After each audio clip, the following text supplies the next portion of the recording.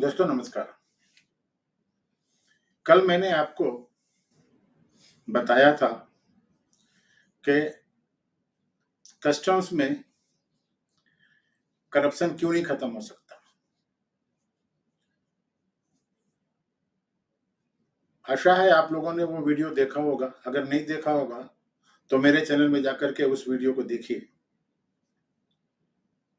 आज मैं डिस्कस करने जा रहा हूँ फर्स्ट हैंड एक्सपीरियंस जो मैंने किया है डिपार्टमेंट में रह करके कि बम्बई कस्टम्स में, जो पहले बॉम्बे कस्टम्स हुआ करता था, वहां पर गोल्ड, सिल्वर और इलेक्ट्रॉनिक्स आइटम्स जो पकड़े जाते थे, उनके सीजर में कैसे मैनिपुलेशन होता था। दोस्तों, आपको मालूम होगा कि वीपी सिंह साहब हमारे राजीव गांधी की गवर्नमेंट में वित्त मंत्री थे। राजीव गांधी इंदिरा जी के हत्या के बाद प्रधानमंत्री बने थे। बहुत ईमानदार अपने को पोज करते थे। जनवरी 85 में जब इलेक्शन हुए तो उन्हें 405 सीटें कुछ मिली थी पार्लियामेंट में। इंदिरा गांधी की जो हत्या हुई थी उसकी सहानुभूति का फल उनको पूरा मिला था। उसके बाद उन्होंने वित्त मंत्री का पद विश्वनाथ प्रताप सिंह को दिया था। विश्वनाथ प्रताप सिंह ने पॉलिसी बनाई थी जिसको हम रिवॉर्ड पॉलिसी बोलते हैं, रिवॉर्ड पॉलिसी इन कस्टम्स। उस पॉलिसी का उद्देश्य ये था कि जो सीजर होता है और उससे जो गवर्नमेंट को फायदा होता है, उसका 20% रिवार्ड जो है वो इन्फॉर्मर को दिया जाएगा और 20% वो स्टाफ के बीच में डेवलप दिया जाएगा, डिवाइड होगा। और यहीं से शुरू होता है मैनिपुलेशन। मैंने बताया था, पहले वीडियो में बताया था और कई बार बता चुका हूं कि मैंने 16 दिसंबर 1985 को बम्बई कस्टम्स में सरकारी नौकरी ज्वाइन की थी। उसके बाद 6 महीने में अपोलो बंदर पे ड्यूटी कर रहा था। फिर मुझे एयरपोर्ट डाल दिया गया। एयरपोर्ट में भी उस समय गोल्ड के सीजर हुआ करते थे। एयरपोर्ट में एक अलग से एयर इंटेलिजेंस यूनिट है जिसमें ऑफिसर्स लोग यूनिफॉर्म में नहीं रहते हैं और उन लोगों के पास में इन्फॉर्मर हैं, इन्फॉर्मर कल्टीवेट करते हैं और उसके हिसाब से वो लोग वहां पर सीजर करते थे। क्योंकि वो पहला टेन्योर था एयरपोर्ट का, हमें कुछ ज्यादा आइडिया था नहीं। जो पुराने लोग थे वो वहां पर अपने इन्फॉर्मेशन के बेसिस पर या स्पॉट ऑब्जर्वेशन के बेसिस पर केस करते थे। यहाँ पर यह बताना जरूरी है कि कस्टम ऑफिसर्स जो केसेस बुक करते हैं और जिनका नाम है, उनके पास इन्फॉर्मर होते हैं। इन्फॉर्मर कौन होता है? जो स्मगलिंग सिंडिकेट का पार्ट एंड पार्सल होता है या वो स्मगलिंग सिंडिकेट से जलता होता है, वो इन्फॉर्मर होता है। या फिर वो खुद स्मगलर होता है लेकिन जलन के मारे दूसरे का इंफॉर्मेशन दे देता है। ऐसे लोग इन्फॉर्मर होते हैं। मतलब वहां पर भी गिव एंड टेक वाला ही काम चल रहा होता है। तो खैर, उसके बाद में मेरी पोस्टिंग 1988 में इंटेलिजेंस में हो गई। पहली पोस्टिंग हमारी नाइट मोबाइल स्क्वाड में थी। नाइट मोबाइल स्क्वाड में हमें शाम को 6 बजे ड्यूटी पे जाना पड़ता था और रात को हम लोग बॉम्बे के जो सेंसिटिव एरिया हैं, जहां पर लैंडिंग स्पॉट है, लैंडिंग स्पॉट मतलब जहां पर पोटेंशियल स्पॉट है कि यहाँ पर बाहर से लोग बाग अपना बोट में आकर के समुद्र के किनारे अपना सामान उतारते हैं, तो उसकी हम पेट्रोलिंग करते थे। पेट्रोलिंग करने के इलाके थे हमारे, जैसे सासुन डॉक का इलाका था जहाँ पर फिशिंग ट्रॉलर्स आते हैं, वो हो गया। गेटवे ऑफ इंडिया हो गया जो मैंने बताया था, वहां पर भी जेटीज हैं। इसके बाद उधर से आगे जब चलोगे तो रहेजा चैम्बर है, बुधवार पार्क है, कब परेड है। आगे जाओगे तो गीता नगरी है नेवी नगर के पीछे। इसके बाद रईजा चंबल के पीछे नारीमन पॉइंट के जो पीछे वाला इलाका है वहां पर।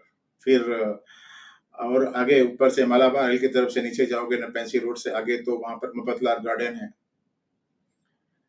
तो जहाँ पर ब्रीच कैंडी हॉस्पिटल है उसके पीछे वाला इलाका है। फिर थोड़ा सा आगे अगर अब चलोगे तो हाजी अली आता है।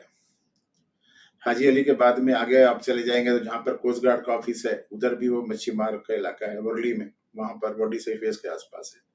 फिर वहां से इधर पीछे आ जाओ तो दादर चौपाटी है। दादर चौपाटी के बाद में फिर बांद्रा जो पोर्ट का इलाका है, माहिम का इलाका पीछे वाला वहां पर। और इस तरफ को उल्टा अगर हम चलेंगे तो जब इंदिरा डॉक्स खत्म होता है उसके बाद प्रिंसेस डॉक शुरू होता है, उसके बाद में फिर वहां पर फेरी वार्फ है, फेरी वार्फ से आगे फिर दारू खाना है, दारू खाना के बाद में फिर वहां पर हे बंदर इलाका है जहाँ पर एलबीएस नेवल एकेडमी है, मर्चेंट नेवल एकेडमी है। तो ये इलाके हैं। और आगे अगर जाएंगे तो वडाला का जो इंसनरेटर प्लांट है उसके पीछे इलाका है पूरा पूरा, जहां से आज की डेट में बॉम्बे से नवाज शरीफ का जो लिंक ब्रिज बन रहा है उधर उस तरफ को है। तो ये इलाके हैं जहां पर हम लोग पेट्रोल करते थे। नॉर्मली हम लोगों को पेट्रोलिंग अपने आप नहीं करने दी जाती थी, हमें डायरेक्शन दिया जाता था कि आप इस एरिया को पेट्रोल करेंगे, इस एरिया को पेट्रोल करेंगे। हम उस पेट्रोलिंग में हमारे साथ में एक सुप्रेंट हुआ करता था। नॉर्मली 2 सुप्रेंट होते थे लेकिन एक सुप्रेंट हुआ करता था, एक सुप्रेंट बैठ करके वहीं पे कंट्रोल रूम में बैठता था। हम लोग कंट्रोल में बैठते थे, रात भर पेट्रोलिंग करते थे। हाजी अली में जाकर के कभी शाम को चाय पी ली, कभी वो ताड़देव में एक पाव भाजी वाला सरदार जी है वहां पर पाव भाजी भी खा लिया करते थे। तो ये काम चलता था। 6 महीने तक हमारे को ज्यादातर किसी के डायरेक्शन पे काम करना पड़ा। उस समय हमारे पास में तो हमारे ऊपर हमारे जो एडिशनल कमिश्नर थे प्रिवेंटिव के वो एल.डी. अरोरा साहब थे। एल.डी. अरोरा साहब का नाम बहुत था। वो काफी अपने पता नहीं फादर इन लॉ है कौन है, वधावन करके एक हमारे यहाँ पर सीनियर ऑफिसर हुआ करते थे कस्टम्स के, उनके दामाद थे। तो उनके पास में काफी इन्फॉर्मर थे और वो बहुत केस बुक करते थे, ड्रग्स के केस होते थे, गोल्ड पकड़ते थे। तो इसके अलावा एक वहां पर प्रिवेंटिव कमिश्नरेट के अंदर, प्रिवेंटिव कलेक्ट्रेट के अंदर, उस समय कमिश्नरेट नहीं कलेक्ट्रेट हुआ करते थे, तो प्रिवेंटिव कलेक्ट्रेट के अंदर उस समय एक दूसरी विंग होती थी। हमारी जो विंग होती थी उसको बोलते थे रमेजिंग एंड इंटेलिजेंस विंग, दूसरी होती थी मेरिन एंड प्रिवेंटिव विंग। तो मेरिन प्रिवेंटिव विंग में उस समय वहां पर देश पांडे हुआ, जीएन देश पांडे होते थे, वो शायद ज्वाइंट कमिश्नर थे या कुछ थे। तो उनका अलग से अपना हिसाब किताब चलता रहता था। तो अरोड़ा साहब के को जो इन्फॉर्मेशन मिलती थी उनके पास में जो हेडक्वार्टर के जो ऑफिसर्स हुआ करते थे, अगर वो कुछ सीजर कर देते थे तो हमारे को बोलते तुम यहाँ चले जाओ, तुम वहां चले जाओ, मतलब ऐसा चलता रहता था। 6 महीने बाद में वहां से हमारे को हटा करके, मतलब एनएमएस से, नाइट मोबाइल स्क्वाड से हटा करके नोटिफाइड गुड सेक्शन में डाल दिया गया।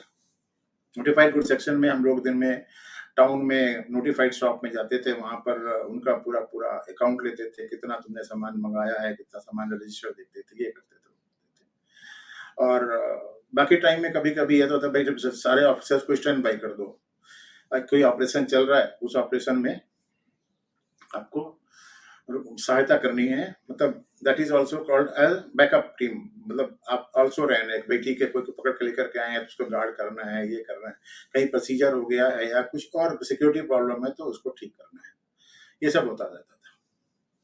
6 महीने ऐसे निकल गए। उसके बाद मुझे रमेजिंग में डाल दिया गया। 88 अक्टूबर में मैं वहां पर गया था। तो 6 महीने करीब अप्रैल मई के बाद में फिर मेरे को नोटिफाइड में डाल दिया गया। उसके बाद में फिर जब अक्टूबर नवंबर 89 आया तो उस समय मुझे रमेजिंग में डाल दिया गया। रमेजिंग में हमारा जो बेसिक ड्यूटी होती थी वो ये होती थी कि हम लोग 3 तरीके का काम करते थे। एक तो ये होता था कि जो पेट्रोलिंग होती है, मतलब नाइट में जो पेट्रोलिंग होती है, दिन में जो पेट्रोलिंग होती है, उसके लिए 2-4 ऑफिसर की पोस्टिंग होती थी और वो लोग सी में पेट्रोल करते थे। हमारे पास में बोट हुआ करता था, उस बोट को हम लेके जाया करते थे। दूसरा, सर्च पार्टी हुआ करती थी।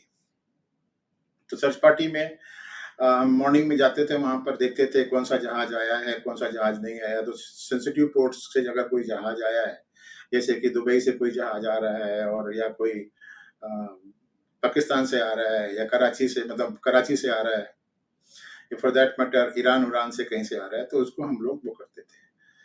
तीसरी पोस्टिंग होती थी हे बंदर पे, जो कंट्री क्राफ्ट आते हैं, जिसमें ये डेट्स और किशमिश, बादाम, ये सब जो ड्राई फ्रूट्स आते हैं ईरान से और उस तरफ से, उसके लिए हे बंदर पे एक पोस्टिंग होती थी, जो एंकरेज बोलते थे। तो वहां पर कुछ ऑफिसर होते थे, बाकी जो स्टाफ होता था वो ऑफिस में दिन में अपना काम करता था, ऑफिस का काम करता था। तो ये तो ड्यूटी हो गई जो बाहर में। जो ऑफिस में काम करते हैं उसमें एक ऑफिसर रात को सिक्योरिटी में पोस्ट हुआ करता था, और हमारे साथ में एक वायरलेस ऑपरेटर हुआ करता था, और एक दो सिपाही हुआ करते हैं रात को। उस समय एक जहाज था, वो दारू खाना में अमेजिंग ग्रेस करके जहाज था, वो उसको खड़ा कर दिया था। तो उसमें शायद इंफॉर्मेशन थी कि इसमें शायद कुछ अभी गोल्ड बाकी है। तो वहां पर एक सिपाही की पोस्टिंग होती थी, वो राइफल लेकर के वहां पर जाया करता था, रात को ड्यूटी करता था, मॉर्निंग में आकर राइफल और अपना जो कार्टिजेज है उनको वापस कर दिया करता था। तो दिसंबर 89 के आसपास की बात है। हाँ, दिसंबर 89 के बाद, आई थिंक, हाँ, दिसंबर की बात है।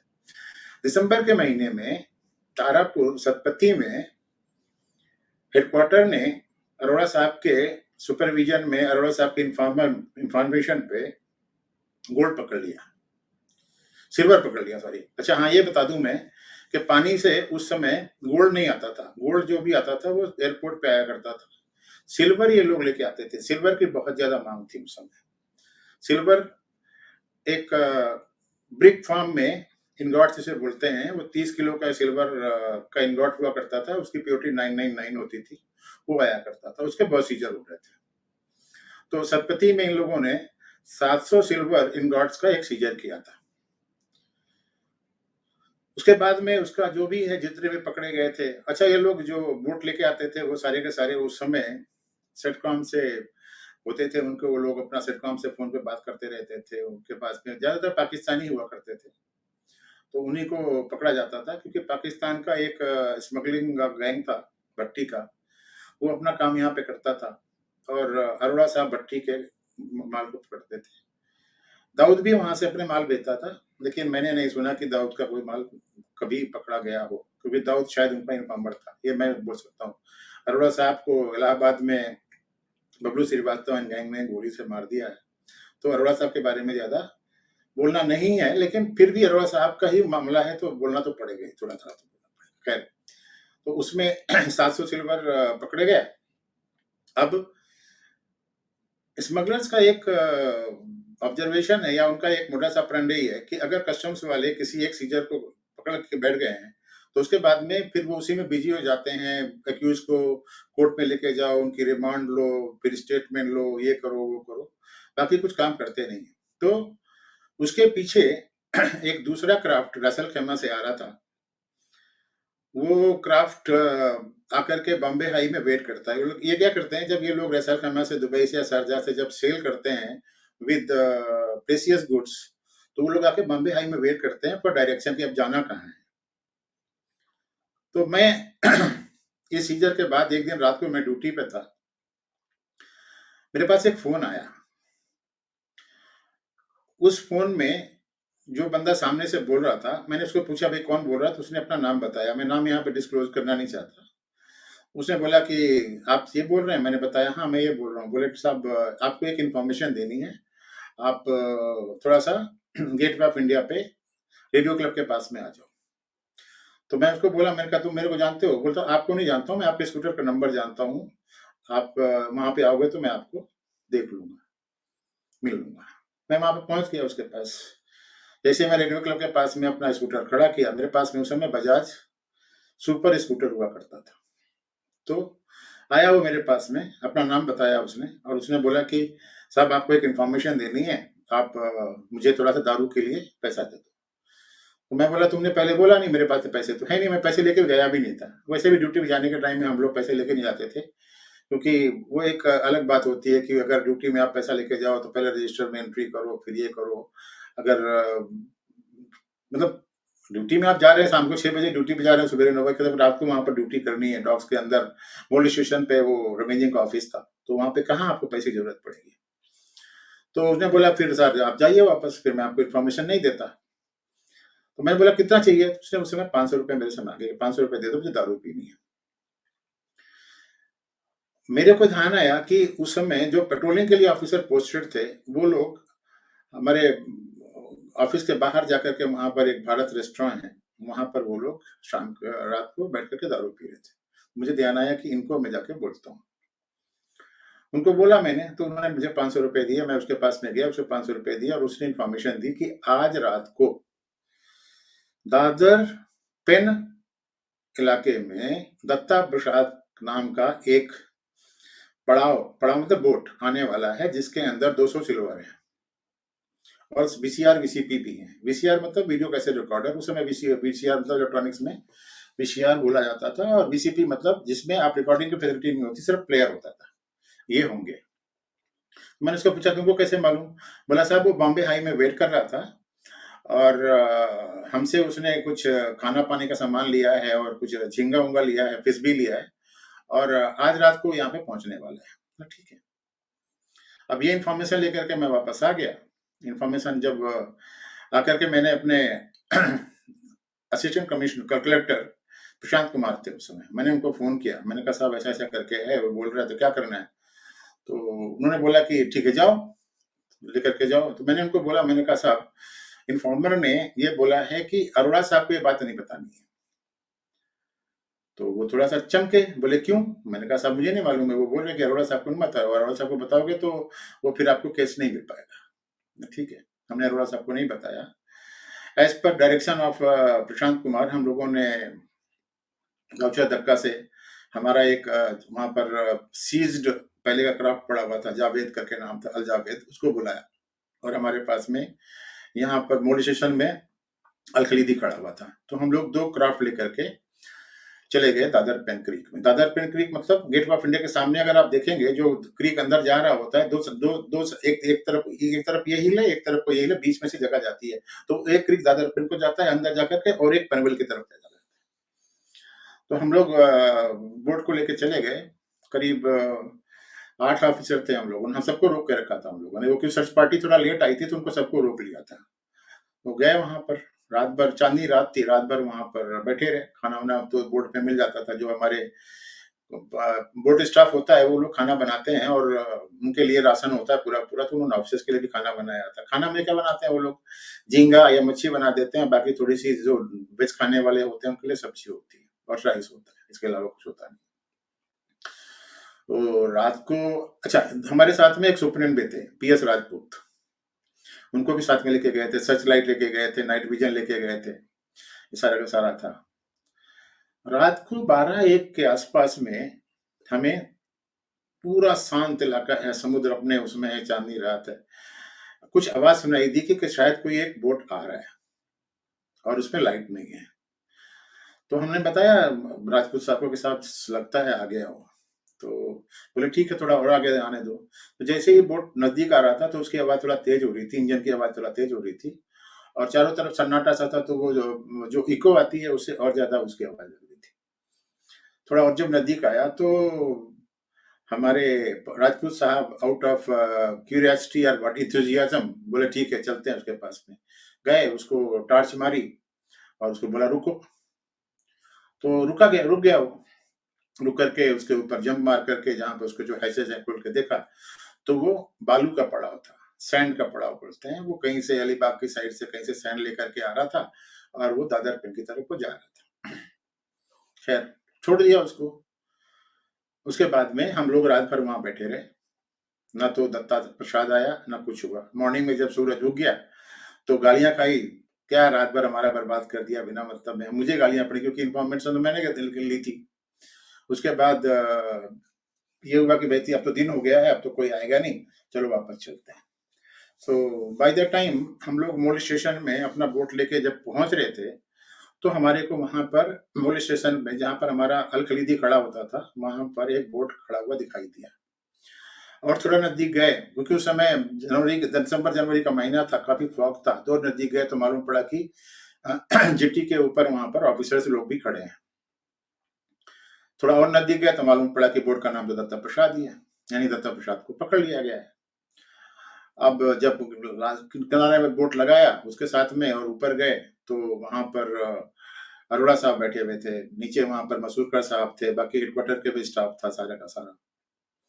तो अरोड़ा साहब वहां पर जो असिस्टेंट कलेक्टर का ऑफिस था वहां पे बैठे हुए थे। जब हम लोग ऊपर पहुंचे और जाकर के थोड़ा सा फ्रेश वेश हुए, तो अरोड़ा साहब ने मेरे को बुलाया कि वहां पर प्रशांत कुमार थे। प्रशांत कुमार ने बोला कि ये जो पेट्रोलिंग ऑर्गेनाइज की गई थी, एबीपी सिंह के कहने पर की गई थी। उन्होंने बुलाया मेरे को, बोले कौन सी इन्फॉर्मेशन दी, क्या किया, ये किया, वो किया। मैंने कहा साहब मेरे को फोन आया था, ऐसा ऐसा करके है कि दादर पेन में कोई पड़ाव आने वाला है, इसलिए हम लेके गए थे। तो अरोड़ा साहब ने मुझे डांटा, तुमने मुझे क्यों नहीं बताया? तो मैंने सीधा उनको बोला, मैंने कहा साहब इन्फॉर्मर ने आपका नाम लेने से मना किया है कि आपको नहीं बताना है। क्यों ऐसा किया? मैंने कहा साहब मुझे क्या मालूम कौन है इन्फॉर्मर। मैंने कहा साहब मुझे नाम नहीं मालूम, कुछ नहीं मालूम। नाम मुझे बताया था उसने, लेकिन उसने बोला था कि साहब आप मेरा नाम नहीं बताएंगे, क्योंकि अगर आप मेरा नाम बताएंगे तो ये लोग ढूंढ लेंगे और फिर मेरा मर्डर हो जाएगा। खैर, अरोड़ा साहब ने बोला ठीक है, ये पकड़ा गया है, 200 सिल्वर इसमें है और 39 कुछ वीसीपी वीसीआर हैं, और इसको आप पंचनामा बनाओ। तो मैं बोला ठीक है सर बनाते हैं। मैं गया बाहर, उस समय हम लोग पंचनामा बनाने के लिए व्हाइट पेपर का शीट लेते थे, उसमें कार्बन लगाते थे, 3 शीट लेकर के 2 कार्बन लगा करके उसमें पंचनामा लिखते थे हाथ से। तो जब मैं बाहर आया तो मैंने बोला ये सीजर हुआ कैसे है, और जिस ऑफिसर से मैंने वो 500 रुपए लिए थे वो ऑफिसर वहां पर था। तो सुनाई पड़ गया कि ये राणा ने केस किया था, जीएस राणा करके एक ऑफिसर था। उसको हम लोगों ने ये बोला था कि तुम बदवार पार्क से लेकर के गवर्नर बंगलो तक पेट्रोलिंग करोगे। तो वही अपना वो स्पीड बोट में बदवार पार्क से और गवर्नर बंगलो की तरफ को और वर्ली सी फेस की तरफ को जो इलाका है उधर पेट्रोलिंग कर रहा था। तो उन्होंने रात को देखा, रात को 2 या 3 बजे की बात होगी, उन्होंने ये देखा कि एक बोट बिना लाइट के कब परेड के चैनल में घुस रहा है। कब परेड का चैनल मतलब जहां पर मैरिन ड्राइव का इलाका जो है, नारीमन पॉइंट का लास्ट वाला जो पॉइंट है, उसके आगे थोड़ा सा जब आप कब परेड की तरफ देखें तो बीच में एक चैनल है, उधर से आगे जाते हैं तो वो बदवार पार्क है, जहां पर कि 26/11 के आसपास में सो कॉल्ड जो टेररिस्ट आए थे पाकिस्तान के, वहां पे वो लैंड किए थे रबर डिंगी से। तो उस इलाके में वो घुस रहा है। तो इन लोगों ने उसको पकड़ लिया। पकड़ लिया तो उसमें कुछ 8-10 क्रू था, सारे के सारे पानी में। थोड़ा सा कुछ इलाका है, अगर आप तैरना अच्छी तरीके जानते हो तो नीचे काफी पत्थर है, तो आप वहां से आराम से स्विम करके बाहर जा सकते हो। एक आदमी उसमें मिल गया। तो उस आदमी को उन्होंने पकड़ के बैठा के रखा था पीछे की तरफ, जहाँ पे हमारा टॉयलेट वॉयलेट होता है, उस तरफ को एक रेस्ट रूम टाइप था, जहाँ पे हम लोग अपना क्या बोलते हैं ये जो डांगरी पहनते थे, ब्लैक कलर की होती थी। जब हम लोग शिप में जाते थे तो वहां पर ऑयल लग जाता था, गंदा आ जाता था, तो इसलिए हम कपड़ा नहीं पहनते थे, तो डांगरी पहन लेते थे। तो वो डांगरी जहाँ पे हम लोग टांगते थे वहां पर वो बैठा हुआ था। तो खैर मैंने उसको पूछा भाई तुम क्यों नहीं भागा, तुम क्यों नहीं कूदा यहाँ से? बोला साहब मैं हार्ट पेशेंट हूँ और मुझे डर लग रहा था कि अगर मैं कूद जाऊंगा तो मैं मर जाऊंगा, मैं तैयार तैर भी नहीं सकता, ऐसा नहीं हो सकता, वैसे नहीं बोला। खैर, अब जब मैंने पंचनामा लिखना शुरू किया, अरोड़ा साहब सामने बैठे हुए थे, उन्होंने बोला लिखो पंचनामा। तो मैंने उसमें लिखा on the basis of specific intelligence patrolling 2 patrolling parties were organized this and that. तो उन्होंने बोला तुम स्पेसिफिक क्यों लिख रहे हो? तो मैंने कहा साहब वो तो मेरे को दत्ता प्रसाद का नाम लिखा है, बोर्ड का नाम तो दत्ता प्रसाद है, तो मैं स्पेसिफिक लिखूंगा। बोले नहीं, काटो इसको। काट करके उन्होंने मुझे बोला दूसरा लेकर के आओ। फिर मैं दूसरा सेट बनाया, उसमें उन्होंने बोला on the basis of general information लिखो। खैर, जो उन्होंने बताया था उस तरीके से मैंने लिख दिया। उसके बाद में फिर सिल्वर निकाली गई, सिल्वर को जाके पेमेंट किया वहां पे वे ब्रिज है नीचे मोली स्टेशन पे, जहाँ पे ये जो वेजिटेबल जाता है, अनियन अनियन जाता है, आलू उलू जाता है, जो लूज कार्गो होता है वहां पे उसका वे करते हैं। तो वहां पर हम लोगों ने उसको जाके वे किया। तो एक सिल्वर का जो वेट था, जो पूरे पूरे गनी बैग के अंदर जो बंधा हुआ था, उसका कुछ 26 ग्राम था। उसके ऊपर उन्होंने लिखा हुआ था कि कितने ग्राम का है, कितने किलो का है, ये है लिखा था। तो उसके हिसाब से पूरा पूरा पंचनामा बना दिया। पंचनामा बना करके अरोड़ा साहब ने उसको अपने पास में रख लिया, एक कॉपी अपने पास में रख ली और बाकी जो है बोले कि तुम इसको फाइल पे लगा दो। उस समय 3 फाइलें बनती थी, पार्ट 1, पार्ट 2, पार्ट 3। और फिर बाद में बोला कि ठीक है, अब ये जो बुलाजी दर्जी बख्शी है उसका स्टेटमेंट लो। तो मैंने उसका स्टेटमेंट लिया, मतलब नाइट ड्यूटी की, वहां पर दादर पेन में रात को बैठे रहे, उसके बाद में दिन में पंचनामा लिखा, पंचनामा लिखने के बाद में उसका स्टेटमेंट लिया। स्टेटमेंट लेने के बाद में बोले अब घर चले जाओ। मैंने ठीक है। घर चले जाओ नहीं बोला, उन्होंने बोला कि इसको अब अरेस्ट करो। उसको अरेस्ट किया। पंचनामा लिखने के टाइम में पंच लाने के लिए बड़ा मुश्किल हुआ था।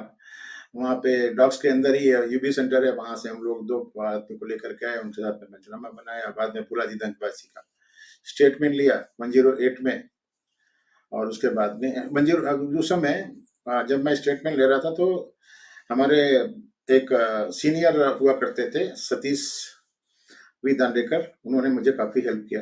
वो भी बेचारे रात भर वहां पर थे। तो हमने पंचनामा बनाया, स्टेटमेंट लिया, उसके बाद में उसको जाकर के अरेस्ट करके आजाद मैदान पुलिस स्टेशन में उसको हैंड ओवर कर दिया। अब देखो नाटक, जो मैं बोल रहा हूँ कि मैनिपुलेशन क्या होता है। अरोड़ा साहब ने जो अपना केस बनाया था, अपने इन्फॉर्मेशन में केस बनाया था 700 सिल्वर का, उसके जो दिल्ली में जो DRI 2 भेजा जाता है, उस DRI 2 में 300 सिल्वर का इसको भी जोड़ दिया। और उसके बाद में फिर जब रिवॉर्ड उसमें बटा, तो जो हमें जो रिवॉर्ड मिलना चाहिए था, जो कि मतलब हमको 20% जो अमेजिंग स्टाफ को मिलना चाहिए था, उसको उन्होंने बांट दिया। और पूरा जिन लोगों ने 700 सिल्वर का केस किया था उनको 1000 सिल्वर के रिवॉर्ड मिला। मुझे भी शायद उसमें कुछ 25,000 या 30,000 कुछ मिले थे, लेकिन बाकी लोगों को काफी हैंडसम रिवॉर्ड मिला। तो उसके में मैंने काफी सोचा कि ये तमाशा क्या है। तब समझ में आया कि रिवार्ड को लेने के लिए अरोड़ा साहब ने अपना एक गैंग बना के रखा है। और वो जो भी केसेस होते हैं उनको कहीं ना कहीं से मैनिपुलेट करके बैक डोर से, आगे से, चाहे इन्फॉर्मेशन हो या ना हो, लेकिन वो अपना नाम लाने के लिए उसको डाल देते हैं। अब कहानी ये है, जो मुझे बाद में समझ में आई कि ये जो रसल खामा से 200 सिल्वर बार सिल्वर गॉड लेकर के जो कंसाइनमेंट आ रहा था, ये कंसाइनमेंट उनका था जिन्होंने 700 सिल्वर का इंफॉर्मेशन दिया था। समझ रहे हैं आप? क्या होता है कि उनका पैक्ट होगा हमारे बड़े साहब लोगों से कि साहब हम आपको 700 सिल्वर की इंफॉर्मेशन दे रहे हैं, हमारे जो 200 सिल्वर आ रहा है उसको छोड़ दो। ये इस तरीके से था। तो ऐसा मैनिपुलेशन होता था उस समय के टाइम में। आशा है मैंने आपको सारा का सारा जो एपिसोड है वो ढंग से समझा दिया होगा। और अगर आपको ढंग से समझ में आया है तो ठीक है, नहीं समझ में आया तो कमेंट करिए। अगले वीडियो में मैं इसको थोड़ा सा और मॉडिफाई करने की कोशिश करूंगा और क्लैरिफाई करने की कोशिश करूंगा। लेकिन ये मेरा अपना एक्सपीरियंस है कि कस्टम्स में रिवार्ड के लिए इंफॉर्मेशन का मैनिपुलेशन होता है। और दूसरा ये होता है कि कस्टम में जो केसेस होते हैं वो एक इन्फॉर्मर को, जो इन्फॉर्मर होता है उसको फैसिलिटेट करने के लिए, उसकी स्मगलिंग फैसिलिटेट करने के लिए दूसरे स्मगलर्स का माल पकड़ा जाता है। तो ऐसा है। अब आगे कभी और कुछ मौका मिलेगा तो अपने एक्सपीरियंस आपके साथ में शेयर करूंगा। फिलहाल ये आधे घंटा का वीडियो हो गया। अगर ये वीडियो आपको अच्छा लगा तो इसको लाइक करें और शेयर करें अपने दोस्तों यारों के साथ में, जिससे कि आज की जो नई जनरेशन है उनको मालूम पड़े कि 1980s में और 1990s में क्या हुआ करता था। और मेरे चैनल को सब्सक्राइब करें और अगला वीडियो की अग्रिम सूचना पाने के लिए आप मेरा जो बेल आइकॉन है उसको दबा दें। तब तक के लिए धन्यवाद। मिलते हैं अगले वीडियो में किसी और मुद्दे के साथ। जय हिंद, जय भारत, भारत माता की जय। नमस्कार।